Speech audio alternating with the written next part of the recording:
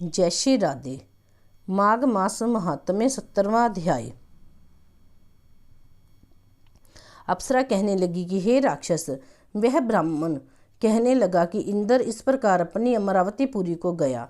सो हे कल्याणी, तुम भी देवताओं से सेवा किए जाने वाले प्रयाग में माघ मास में स्नान से निष्पाप होकर स्वर्ग में जाओगी। सो मैंने उस ब्राह्मण के यह वचन सुनकर उसके पैरों में पड़कर प्रणाम किया और घर में आकर सब भाई बांधव, नौकर चाकर, धन आदि का त्याग कर शरीर को नष्ट होने वाली वस्तु समझकर घर से निकली और माघ में गंगा यमुना के संगम पर जाकर स्नान किया। सो ही निशाचर, 3 दिन के स्नान से मेरे सब पाप नष्ट हो गए और 27 दिन के पुण्य से मैं देवता होगी और पार्वती जी की सखी होकर सुख से निवास करती हूँ। इसीलिए मैं प्रयाग के महात्म्य को याद करके सब देवताओं के सहित माघ में प्रयाग स्नान करती हूँ। सो मैंने अपना यह सब वृतांत तुमसे कहा। तुम भी इस योनि में पड़ने और कुरूप होने का सब कारण कहो। तुम्हारी दाढ़ी और मूछें बहुत बड़ी बड़ी हो गई हैं और पार्वती गुफा में वास करते हो।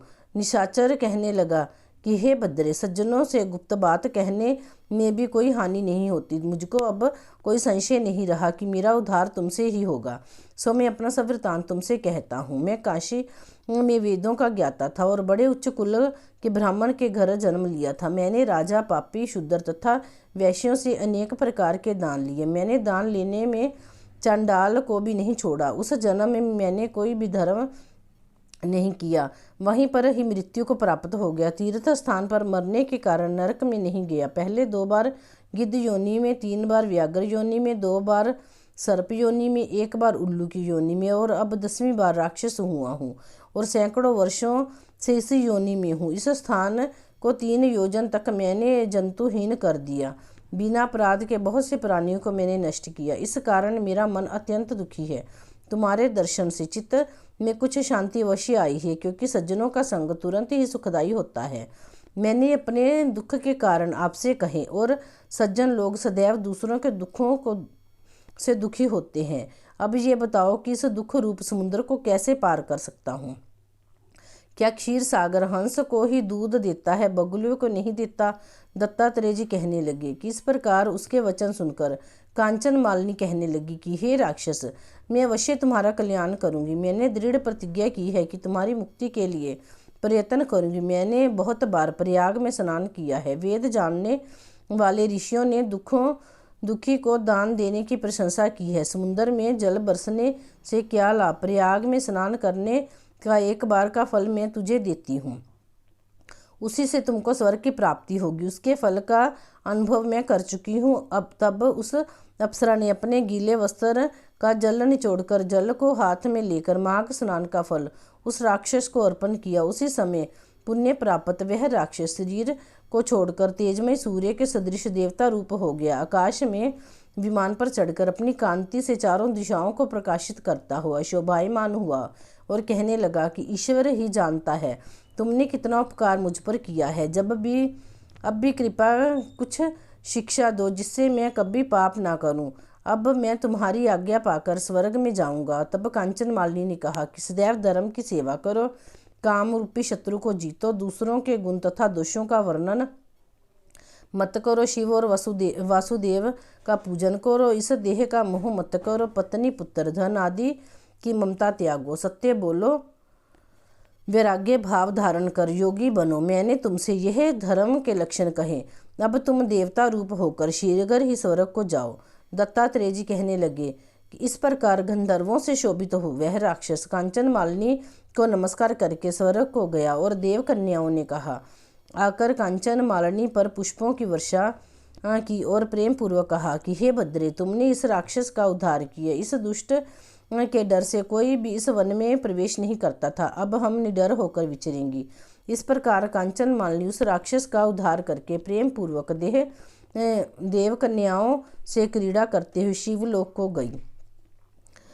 माघ मास महात्म्य 17वां समाप्त। माघ मास महात्म्य 18वां अध्याय। श्री विशिष्ट ऋषि कहने लगे कि हे राजन, मैंने दत्तात्रेय द्वारा कहा माघ मास महात्म्य कहा। अब माघ मास के स्नान का फल सुनो। हे परंतप माघ स्नान सब यज्ञों व्रतों और तपों का फल देने वाला है। माघ मास में स्नान करने वाले स्वयं तो स्वर्ग में जाते ही हैं, उनके माता और पिता दोनों के कुलों को भी स्वर्ग प्राप्त होता है। जो माघ मास में सूर्य उदय के समय नदी आदि में स्नान करता है, उसके माता पिता के साथ कुलों की पीढ़ी स्वर्ग को प्राप्त होती है। माघ मास में स्नान करने वाले दुराचारी और कुकर्मी मनुष्य भी पापों से मुक्त हो जाते हैं, और इस मास में हरि का पूजन करने वाले पाप समुदाय से छूटकर भगवान के सदृश शरीर वाले हो जाते हैं। यदि कोई आलस से भी माघ में स्नान करता है, उसके भी सब पाप नष्ट हो जाते हैं। जैसे गंधर्व कन्याएं राजा के श्राप से भयंकर काल को भोगती हुई लोमश ऋषि के वचन से माघ में स्नान करने से पापों से छूट गई। यह वार्ता सुनकर राजा दिलीप विनय से पूछने लगे कि गुरुदेव, ये कन्याएं किसकी थी? उनके सब कब और कैसे श्राप मिला?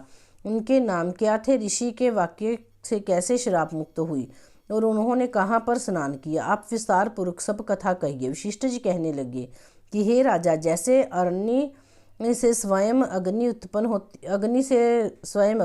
होती है, वैसे ये कथा धर्म और संतान उत्पन्न करती है। हे राजन, सुख संगीत नामक गंधर्व की कन्या का नाम विमोहिनी था। सुशीला तथा स्वर वेदी की सुंबरा, चंद्रकांत की सुतारा तथा सुप्रभा की कन्या चंद्रका, ये 5 सब समान आयु वाली तथा चंद्रमा के समान कांति वाली और सुंदर थी। जैसे रात्रि को चंद्रमा शोभायमान होता है, वैसे ही पुष्प की कलियों के समान खिली हुई ये अप्सराएं थी। ऊंचे प्योधर वाली पद्मिनी, वैशाख मास की कामनी, यौवन दिखाती हुई नवीन पत्तों वाली लता के सदृश गोरे रंग, सोने के सदृश चमकती हुई और सोने के अलंकारों से सुशोभित सुंदर वर्ण धारण किए हुए, अनेक प्रकार के गाने और वीणा अथवा बांसुरी तथा दूसरे बाजे बजाने में प्रवीण और ताल स्वर तथा नृत्य कला में निपुण थी। इस प्रकार वे कन्याएं क्रीड़ा करती हुई कुबेर के स्थान में विचरती थी। एक समय कौतुकवश माघ मास में एक वन से दूसरे वन में विचरती हुई मंदिर के पुष्प तोड़कर सरोवर पर गौरी पूजा के लिए गई। स्वच्छ जल के सरोवर में स्नान करके वस्त्र धारण कर मौन हो बालू मिट्टी की गौरी बनाकर चंदन कपूर कुमकुम और सुंदर कमलों के से उपचार सहित पूजन करके ये 5 कन्याएं ताल नृत्य करने लगी। फिर ऊंचे गांधार स्वर में सुंदर गीत गाने लगी। जब कन्याएं नाचने और गाने में लीन थी, तो उस समय अशोध नामक उत्तम तीर्थ में वेद निधि नाम के मुनि के पुत्र अगनिप ऋषि स्नान को गए। वह युवा ऋषि सुंदर मुख, कमल सदृश नयन, विशाल छाती, सुंदर भुजाओं वाला, दूसरे कामदेव के समान था। शिखा सहित दंड लिए, मृग चर्म ओढ़े, यज्ञोपवीत धारण किए हुए था। उसको देखकर 5 कन्याएं मुग्ध हो गई और उसका रूप व यौवन देखकर कामदेव से पीड़ित हो देखो ऐसा कहती उस ब्राह्मण के चित्त में कामदेव का डर उत्पन्न करने लगी और आपस में विचार करने लगी कि यह कौन है। रति रहित होने से कामदेव नहीं और एक होने से अश्विनी कुमार नहीं, यह कोई गंधर्व या किन्नर या काम रूप धारण कर कोई सिद्ध या किसी ऋषि का श्रेष्ठ पुत्र या मनुष्य है।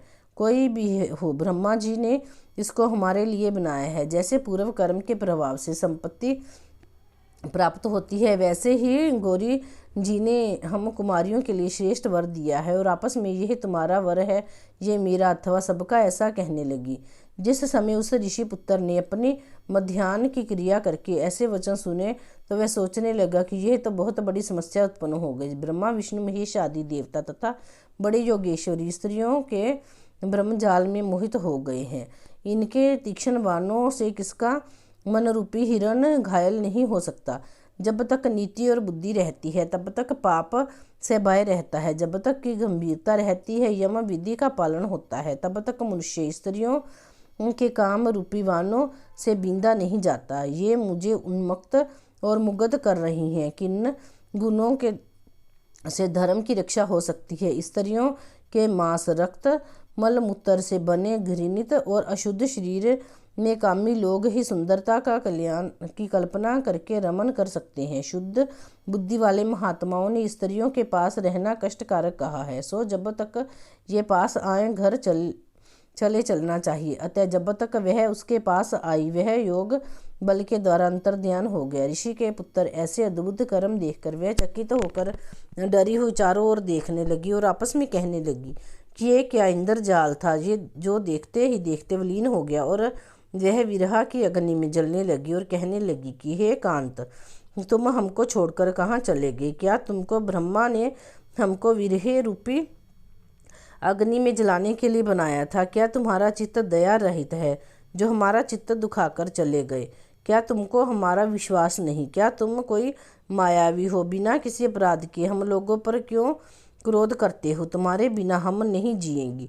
जहाँ पर आप गए हो हमें शीघ्र ही ले चलो, हमारा संताप और हमें दर्शन दो। सज्जन लोग किसी का नाश नहीं देखते।